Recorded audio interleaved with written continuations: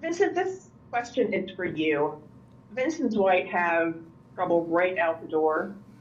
And although he's a made man, he seems kind of a little whiny. And I'm just wondering how you would describe him and how much trouble he'll be to Dwight during the season.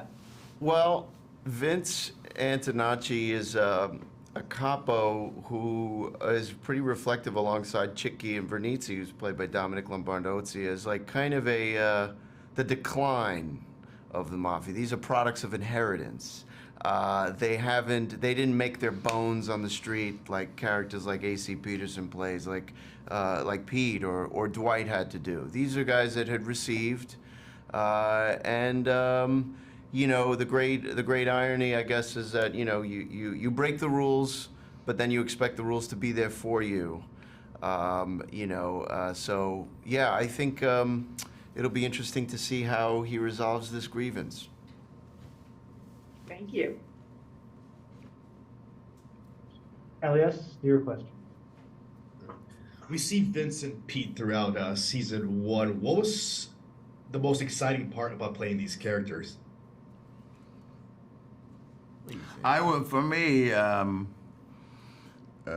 playing a character who seems very heartfelt and sincere, but who is completely devious and a total evil liar for his own self-interest. That's a lot to work with. You can really sit in that, like a warm bath. You can sit in that, and it makes the playing of the role effortless, which is what I like. Yeah, it was a lot of fun, and to get to work with someone like AC day in and day out, and of course Sly and Dominic and Chris Caldovino, the pedigree of the people on set, the intensity, the humility, it made for a really great sandbox to play in. Thank you, guys. MW, your question.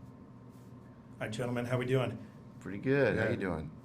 Not bad, thanks. So, wanted to ask that we've heard from other Taylor Sheridan created shows like Yellowstone or 1883. They had to go through something like Cowboy Camp.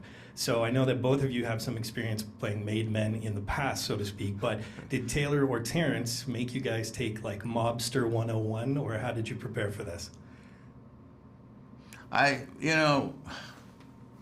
In situations like this, where you're working with some of the best in the world, you've been hired for who you are, right? That there's that deepest understanding with working with great directors that you are totally loved, you are embraced. It's like we have brought you here because of who you are, every jot and tittle, and we love you to your very soul. So it's assumed that you have it all going on. So no horse riding camp, nothing like this. But on the superficial note, Yes. we did have a lot of steak dinners. Yes, we did. There were a lot of cigarettes smoked. Yes. And a lot of wine drank. Yes. So there was that to kind of fill the capillaries, if that's a thing. But especially while we're off in Oklahoma, it was nice to circle up as a group of neurotic New Yorkers. Yeah, with this caliber of talent, the stew is simmering all the time. Yeah. Yeah, thank you. Monica, your question. Hi guys, this is for both of you. I wanted to know, in terms of Vince and Pete, it seems like there's multiple things going on, right? It's like old versus new. You have younger, like there's a lot of fighting going on. It's old school mob versus new school mob, right? Like how to run things. So for your characters, is there going to be a lot of like struggle between everyone in terms of trying to take over, which is the right way to go, who's the real boss? Are we going to see a lot of that kind of struggle throughout the first season? Oof. I don't know. It's like never wake a sleepwalker, Like getting Dwight out of prison and this very kind of sleepy family that has things well oiled and kind of in place by the wars you fought, that AC has fought as Pete and Dwight had fought. And then suddenly someone comes out who's hungry. It's going to ripple through everyone and everything. It's going to throw things off balance in a way that there's a fine balance held. So what's going to happen now? It's observing and maintaining the control of your organization. not losing it, and doing whatever you need Carissa? to keep that control. Thank Carissa, you. your question. So this is Sylvester Stallone's first time playing a mobster, although he's always had that kind of veneer around him. Did you guys give him any on-the-job training on what he should be doing to make his portrayal more realistic? Oh my God! I mean, if I can, I mean, I'm assuming this is for both of us, but Yes, it I is. can't imagine that anything. I mean, it was me, the sponge receiving what he was putting out. I mean, he came heavily armed and prepared, and was a joy. I was saying earlier, you know, one of the great things, I've been fortunate enough to work with some heavyweights, but I very rarely have ever seen anyone be able to just like on action light up like, you know, Times Square and just be incredibly magnetic, energetic, and imposing. Yeah, it's really, really awesome. Yeah, and it all happens in the give and take in front of the camera. I make very few decisions before. I have some ideas, but I've learned the most important thing and where the magic happens is to be totally open to whatever is happening in front of the camera, and that takes a particular kind of actors. And this is the kind of actors I was in the presence of, Stallone included. So in the give and take, you discover it as it's happening. That's the most exciting thing. Thank you. Elias, your question? If you're still there, Elias? Let's move on to MW. Your question. Vincent, this is for you because we were talking about, you know, some of the past roles that you've played, and playing a character, real life character like Lucky Luciano. There's some charm to him as well as obviously tremendous danger. But with Vince, we don't quite get that charm. So what are the hidden depths of Vince that we didn't get a chance to see that you might be able to talk about?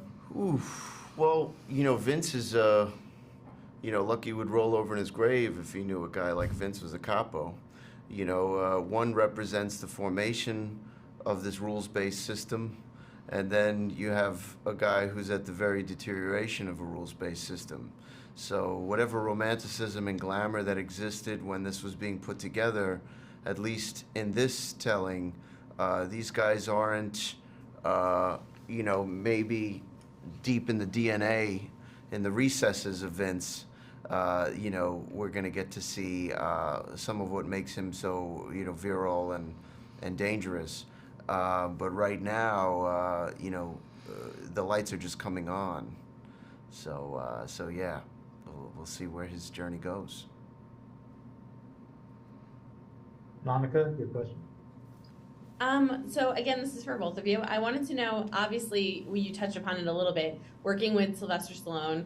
What was that like when you first heard about it, like stepping on set, that this is going to be someone that you're kind of going toe to toe with in episodes? And was there any type of like preparation or conversation on set as you guys were working through scenes? For me, it was more, and for the situation, it's more about, so let's see what happens after they say action. Let's be wide open to allow the discovery to occur of who we are to each other and who we are as characters. So that to me is the magic. Inventing it as you discover it as it happens, with try to have few preconceptions as possible and be wide open to the discovery, because the greatest thing you can do as an actor is to be discovering it as the same time the audience is. That's magic. Right. And to go further, I would say he's Mr. Stallone is disarmingly genuine and brings an availability that few actors in his position might bring. You know, he's just there for that engagement that A.C. is describing. There's a lot of love there. There's a lot of love. The love of this craft, this art of acting. And That's right. that's what we hand it all over to. You can tell. Thank you guys so much. Thanks. Carissa, your question. This question is for you, A.C. I don't know much about Mafia Don. So in the world of entertainment Mafia Don, how would you kind of place Pete and describe him so that somebody like me would understand what to expect from him? He's a comedy don. A comedy don. Still very dark, you know. The grin of an alligator. Comedy Don. Comedy Don. That sounds good. Thanks. Comedy Don. Yeah. MW, your question. AC, this is for you. You're talking about all these, again, hidden depths of Pete, kind of the fact that he's got this heartfelt nature to him, he's got a little bit of comedy to him, and you talked about your exploration of the character and see what happens when the camera turns on. Did you find something that even you didn't expect from the character in the 10-episode run? Always. That's what you're always trying to do. Every scene you're trying to go in and discover something you didn't know about the character. That's the whole game. Then it's the best. Then it's the best. That's so cool. Make sense? Monica, your question. This question's for both of you as well. For AC, I'll start with you. I wanted to know, you know, for Pete, and like you said, you kind of like live on the set. The magic happens as it's going, and to kind of go off of what Michael was saying, were there certain moments that happened and right away you were like, that's it. I hit it. That's what's going in. That's the moment for me. And then Vincent, for you, for your prep and how, like, you know, you work as an actor, were there certain times on set for you where you had that same feeling, where you were like, yeah, we just got it. This is the moment? Ooh, I resist that feeling because I feel like it would stifle discovery. If I just say that's it, then what I've done is just ruled out what the possibilities are for every other shot. And because of the nature of film, you know, you might get it in one angle that's completely unusable, and you need to keep searching. You need to keep. So my thing is to try and never celebrate a win and never mourn a loss. Just allow what happened to be. Maybe clock little morsels of it that I could try and incite again. But yeah, I'm terrified of saying that's it.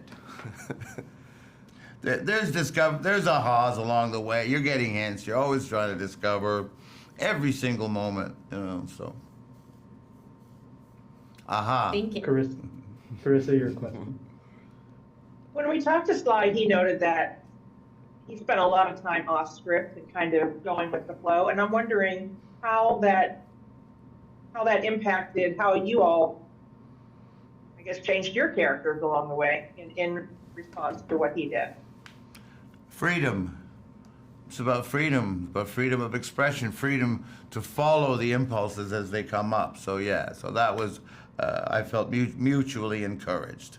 Until we got a memo where it said, hey, wait a minute, we're losing the plot here. So we were really given a lot of rope, and it was also brought to our attention when maybe we need to pull it back a little bit. So that's a nice balance to have. You feel you're in good hands when that's happening, where it's like you're allowed to go, and then, okay, let's go this way. So that's what being a director is about, being a creator is all about, to keep an eye on that.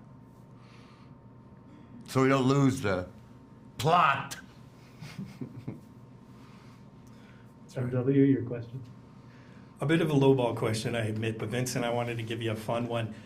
You're obviously a professional, but did you relish in the fact that you are one of only a handful of actors to be knocked out by Rocky on screen? I won't make any bones about it. It was one of the reasons I signed up for the job. I was like, you know, already on page 5, you got me. Yeah, it was a joy. I mean, again, it was breaking through glass to like get to work opposite Sly and you know, and to play and to you know, be part of that long cinematic lineage of him using his fists. So it was great. Monica, your question. I wanted to ask both of you, what are you both looking forward to the most with this show coming out? There's been so much hype and people are so excited to see it. So is there anything that you guys can talk about or tease as to what you're hoping, you know, fans get, or what you're most excited for them to see? I don't know. Mine is overall like there's nothing. I guess the most selfish thing in it is I just want people to laugh, have fun, you know, not get so heady about TV. I think the show's a crowd pleaser. I think there's something in it for everyone. You know, that's not to say it's short on intelligence, because believe me, there's a lot of really interesting social dynamics that are actually happening. There's a lot of truth in it, but it's fun, and I hope people go along for the ride. For me, the best thing about a dark comedy is when people laugh when they shouldn't. You know, that was exciting for me. Yeah, there's a lot of that going on when I saw the 2 episodes. So you guys did a great job. Thank you. Thank you. Carissa, your question. So speaking of comedy, I laughed out loud several times watching the first 2 episodes. And I'm wondering, is there any point behind the scenes where you had a hard time gathering yourself because the scenes just landed so funny that you had to then try to work through them?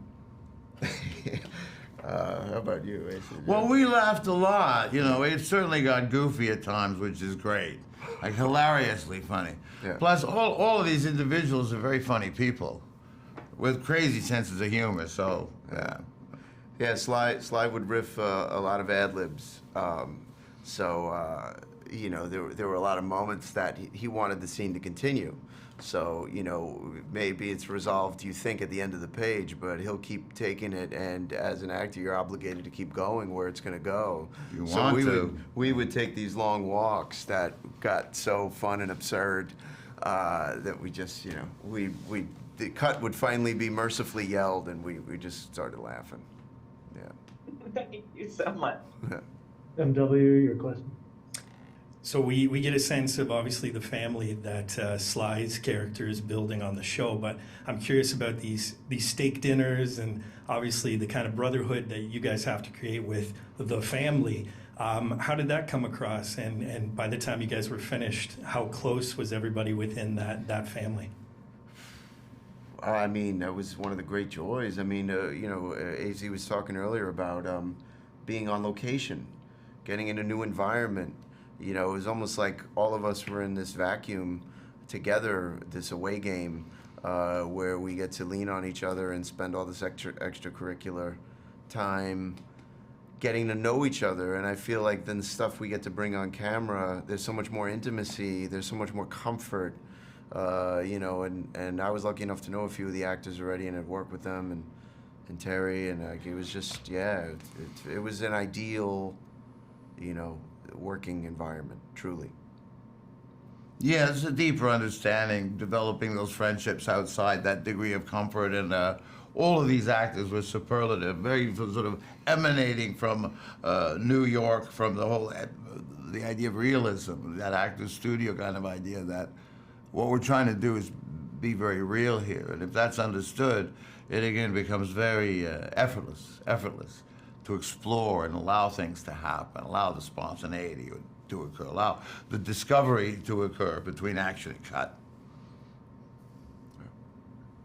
Monica, and this will be the last question, everybody. Oh, no pressure. Well, for both of you, you guys have both talked about kind of like your acting methods and the discovery. So I wanted to know, in terms of directors, writers, you know, people that came in, how were they with allowing you that freedom and that space? Because it seems like that was like the magical thing for you guys for the show to make that work. I think we were fortunate. I mean, every director that came on, you know, was with the program. Like, they really allowed us, they gave us a long rope, and they were so familiar with the writing and the characters and the, you know, with Terry at the helm, he created this almost seamless episode to episode dynamic with his writers. And it was, yeah, I mean, I didn't notice a stark contrast from one to the next. We were generally given a lot of freedom to create these characters, and it is often the case with the series that as you're developing it as you go along. So I felt we were given free rein to do again that discovery and that exploration, and contribute our creativity to the whole picture. Yeah, it definitely shows. So thank you guys so much. It's such a great show. Thank you. Thank you. Thank you guys so much for all your questions. That's all the time we have. If you don't mind saying your goodbyes and heading on out, it'd be great. Thank you. Thanks, gentlemen. Thanks so much, Thank guys. you. Thank you guys. guys. Thank you. Yeah. Appreciate it. Thank you. Congratulations. Thanks. Thank you. Bye.